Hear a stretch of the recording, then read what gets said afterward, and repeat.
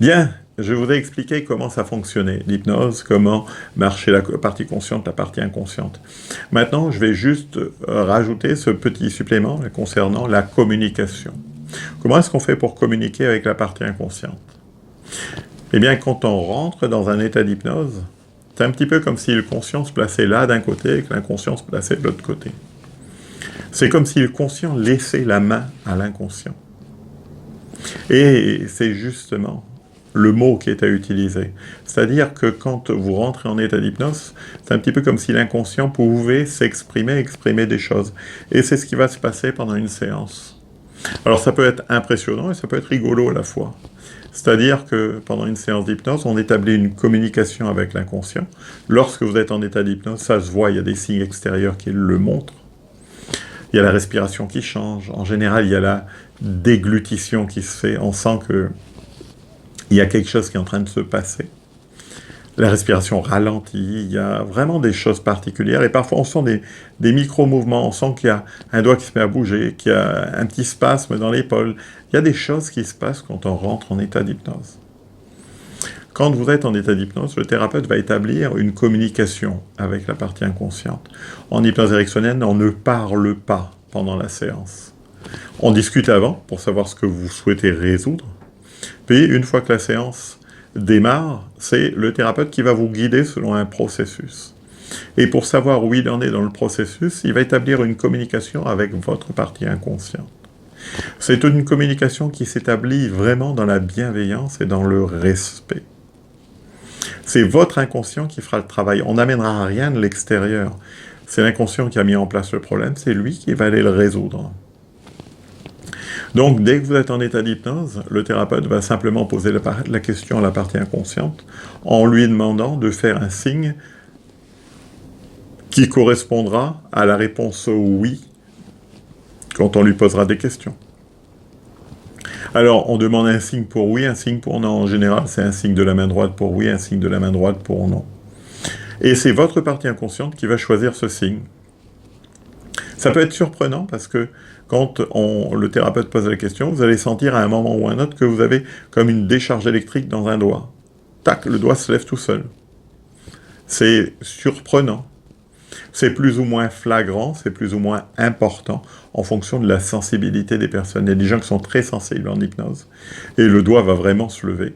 Il y a des personnes qui sont beaucoup moins sensibles, là le doigt va vraiment top, un tout petit soubresaut. Et le thérapeute vérifie que la communication est établie, il pose une question, hop, le doigt répond oui. Il pose une question où il sait qu'il faut que l'inconscient réponde non, et là c'est le deuxième doigt qui va répondre non. Ça permet de vérifier qu'on a bien établi la communication au niveau inconscient. Alors parfois, c'est pas forcément le doigt, il y a des fois où c'est la respiration. Et je demande à l'inconscient de me faire un signe par une grande respiration. Et là, il se passe quelques secondes et vous avez